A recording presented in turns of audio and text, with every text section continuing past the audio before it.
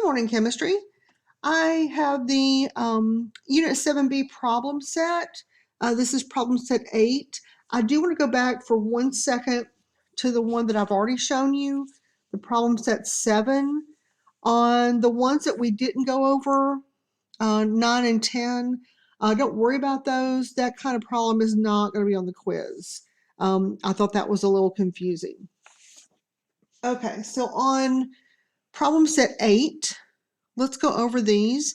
Essentially, it's the same thing we've been doing. You've just been reading the chart, and that's the main thing. On your quiz on Wednesday, I want you to be able to show me you can read the chart. All right, so on number 1, you're going to say if it's saturated, unsaturated, or supersaturated. And we're just going to read the chart with that.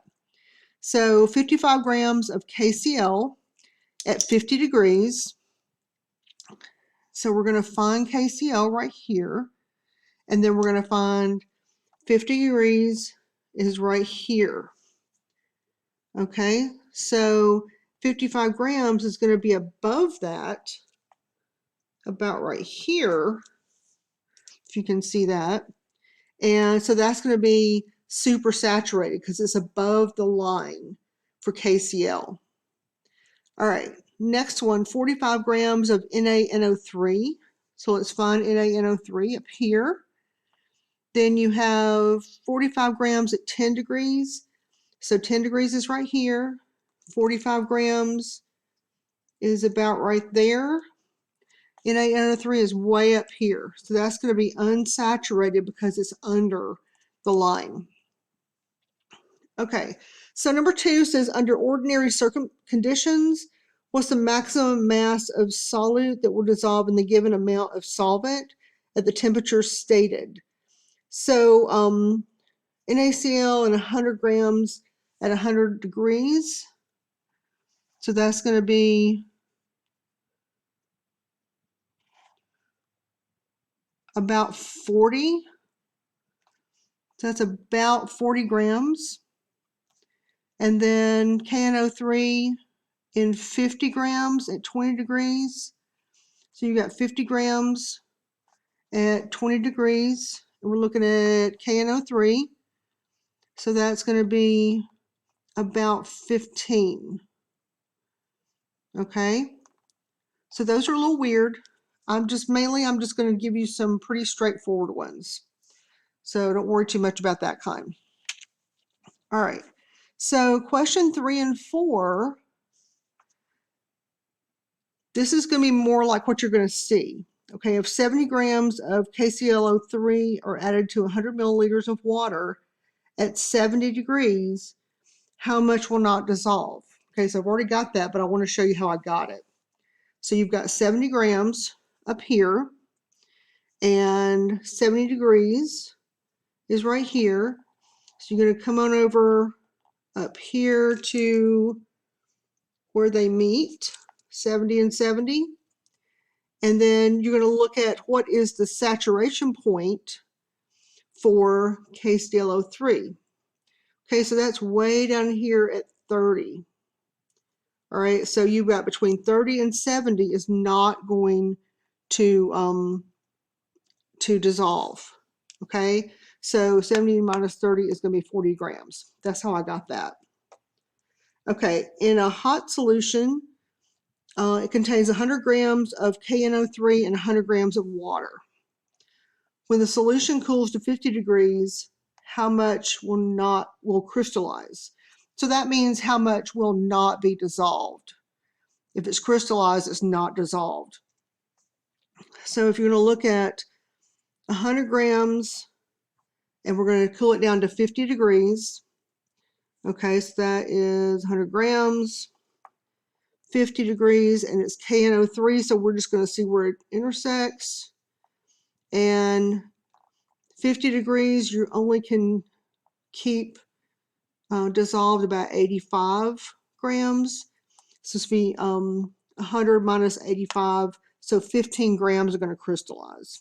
So on these, you're just looking for the difference between what the saturation point is, which is on the line, and what you have left. Okay, so let's go down a little bit more. We have number 5. Which compound has solubility values that are least affected by changes in temperature? And that's going to be the flattest line. Okay, it's not necessarily the lowest line, but the line that has, you would think it would be this one, but it's affected by temperature at the beginning. Okay, when at low temperatures. But NaCl is almost a flat line. So that one is going to be the one that's least affected by temperature. So down here I put NaCl, and it's because it's the flattest line. All right, underline the more concentrated solution. KClO3 at 25 degrees. So at KClO3, 25 degrees, we have, where is it? 25 degrees, that's KClO3. 25 is going to be about 8 grams. Okay, so that's 8 grams per 100 grams of water. Then you have, and that's saturated. Unsaturated NaCl, 30 grams at 80 degrees. Okay, so let's look at our NaCl, 30 grams at 80 degrees. So that's going to be about right here. Okay, so that's asking which one is the most concentrated.